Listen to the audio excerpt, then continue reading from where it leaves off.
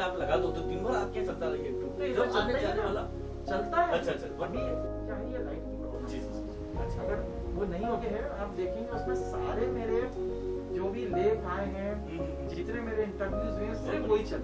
नमस्कार, मैं हूं doctor Abhyuday Verma, diabetes, thyroid एवं हार्मोन विशेषज्ञ। डायबिटीज़ आज एक महामारी के रूप में पूरे विश्व में फैल चुका है और अभी हम ये कहेंगे कि इसका पीक इंडिया में आ रहा है। मतलब इंडिया धीरे धीरे वर्ल्ड का कैपिटल बनता जा रहा है डायबिटीज़ में। डायबिटीज़ को अगर हम सिंपल शब्दों में कहें तो डायबिटीज़ का मतलब होता है कि आपके खून में शुगर की मात्रा नॉर्मल से ज़्यादा हो जाए और इसका कारण होता है इंसुलिन की कमी या इंसुलिन टोटली नहीं बनना। अब ये इंसुलिन क्या चीज़ है? इंसुलिन आपके पेट के पीछे और आंतड़ियों के बीच में पैंक्रियाज या अग्नाशय नाम की एक ग्रंथि होती है जिससे इंसुलिन बनती है। अब अगर किसी व्यक्ति में इंसुलिन पर्याप्त मात्रा में नहीं बन रही है या बिल्कुल नहीं बन रही है तो उनकी शुगर लेवल खून में ज़्यादा होने लग जाती है, जिसकी वजह से पर्याप्त मात्रा में शुगर जो इंसुलिन के द्वारा सेल्स या कोशिकाओं में जाती है वो नहीं मिल पाती है और उन सेल्स में कमजोरी आने लगती है और जिसकी वजह से तरह तरह के सिम्टम जो है डायबिटीज़ में देखने को मिलते हैं। अब अगर आप पूछें डायबिटीज़ कितने प्रकार का है, तो डायबिटीज़ जो होता है, एक होता है इंसुलिन डिपेंडेंट डायबिटीज़ या टाइप 1 डायबिटीज़ जो अग्नाशय ग्रंथि के खराब होने की वजह से होता है या अग्नाशय ग्रंथि बिल्कुल काम नहीं कर रही होती और उससे इंसुलिन बिल्कुल नहीं बनता है। अब उस सूरत में इंसुलिन ही इसका एक इलाज होता है, इसमें दवाइयाँ या गोलियाँ काम नहीं कर पाती हैं और ज़्यादातर ये छोटे बच्चों में देखने को मिलता है। दूसरा सबसे कॉमनेस्ट टाइप का डायबिटीज़ होता है वो टाइप 2 डायबिटीज़ या नॉन इंसुलिन डिपेंडेंट डायबिटीज़, जिसमें इंसुलिन की सिर्फ कमी होती है या कोशिकाएं इंसुलिन जो भी हमारे शरीर में बन रही है उसे यूज़ नहीं कर पाती है बराबर, और इसके लिए हम ज़रूर दवाइयों के द्वारा, टैबलेट्स के द्वारा शुगर कंट्रोल करते हैं। और इसका सबसे बड़ा कारण जो है वो है हमारी बिगड़ती हुई जीवन शैली और मोटापा या वज़न का ज़रूरत से ज़्यादा और जल्दी बढ़ना। तीसरा इम्पॉर्टेंट टाइप का डायबिटीज़ होता है जेस्टेशनल डायबिटीज़ जो प्रेगनेंसी के दौरान शुरू होता है और अगर प्रेगनेंसी में इसकी अच्छी से देखभाल कर ली जाए तो ये प्रेगनेंसी के बाद 2/3 महिलाओं में ख़त्म हो जाता है। 1/3 रिस्क में रहते हैं। प्रेगनेंसी के बाद अगर वो अच्छा कंट्रोल करें तो उन्हें इसे रिस्क को ख़त्म करा जा सकता है। आज हम सभी, हमारा international diabetes federation, American diabetes association और साथ ही भारत में भी जो हमारा RSSBI है, आज हम प्रिवेंशन मतलब कि बीमारी होने के पहले हम उसे रोकें, उस पर ज़्यादा अब हम ख्याल दे रहे हैं। तो प्रिवेंशन, जैसा मैंने आपको बताया कि ये एक बीमारी नहीं है, ये बेसिकली इम्बैलेंस है आपकी शुगर और इंसुलिन लेवल में जो हमारी बदलती हुई या बिगड़ती हुई जीवन शैली के कारण हो रहा है। तो अगर आप अपनी जीवन शैली अच्छी कर लेते हैं, आपका खान पान सुधार लेते हैं, आपका वज़न अच्छे से कंट्रोल में आप रखते हैं, रेगुलर एक्सरसाइज बना के रखते हैं, आपका तनाव का लेवल आप कम रखते हैं, तो इस डायबिटीज़ के होने के खतरे को आप रोक सकते हैं। और अगर आपको डायबिटीज़ भी हो गई है तो अच्छे खान पान, रेगुलर एक्सरसाइज, रेगुलर दवाइयों के द्वारा जो है आप डायबिटीज़ पर कंट्रोल रख सकते हैं और इनसे होने वाली तमाम सारी जितनी तकलीफों को भी आप कम कर सकते हैं।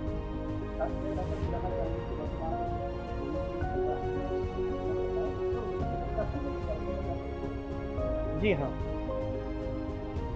डायबिटीज़ और कोविड का सीधा संबंध।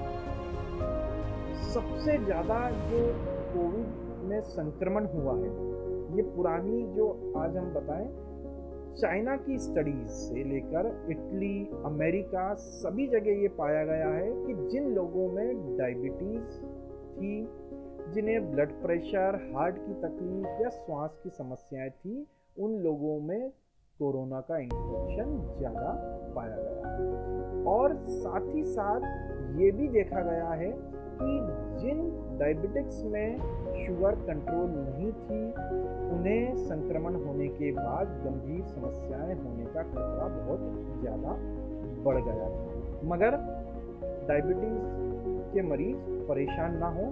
अगर आपकी डायबिटीज़ कंट्रोल में है, आपकी जीवन शैली आपने स्वस्थ बना के रखी है, भले से लॉकडाउन हो या अनलॉक हो चुका हो, आपने अपने तनाव पर कंट्रोल करके रखा हो, तो आपको कोरोना संक्रमण होने का खतरा एक आम आदमी के जितना ही होता है।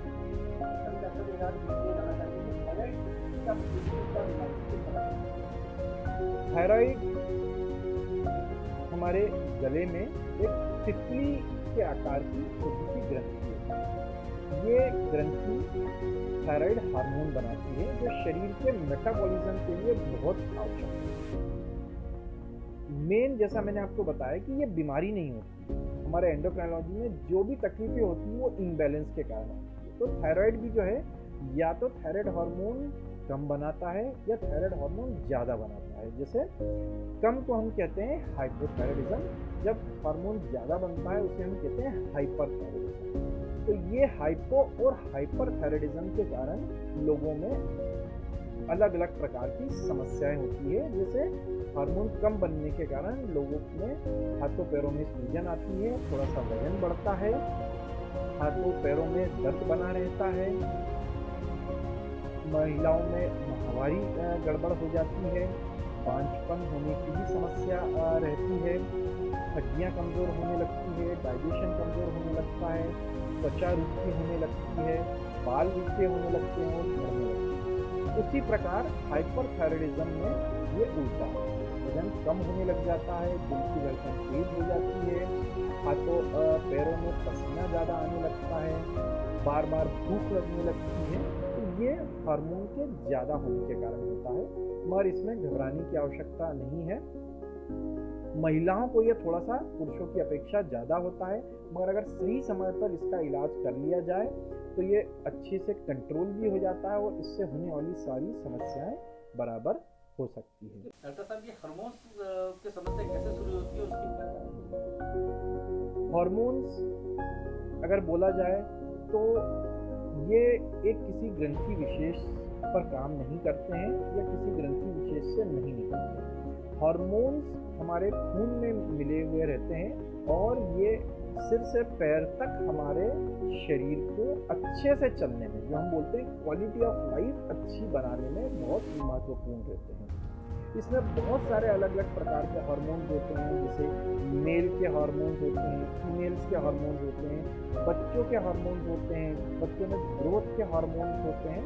तो ये सारे हार्मोन्स रहते हैं जो हमारे शरीर को एक सुचारू और स्वस्थ रूप में चलाने के लिए जरूरी होते हैं। और इसमें भी अगर इम्बैलेंस होता है, या तो कम होते हैं हार्मोन या ज़्यादा होते हैं, उसके कारण शरीर में तकलीफ होती है। अब इसमें मैं सबसे इम्पोर्टेंट कहना चाहूँगा कि हार्मोन जो आजकल लड़कियों में और यंग महिलाओं में देखने को मिलता है, वो होता है hormone imbalance, polycystic ovary disease. मतलब कि जो अंडा बनाने वाली ग्रंथि है ओवरी, महिलाओं में या लड़कियों में, उसमें सूजन आ जाती है और इसमें काफ़ी हार्मोन इम्बैलेंस देखने को मिलता है। इसमें हार्मोन इम्बैलेंस इस प्रकार होता है कि महिलाओं के हार्मोन्स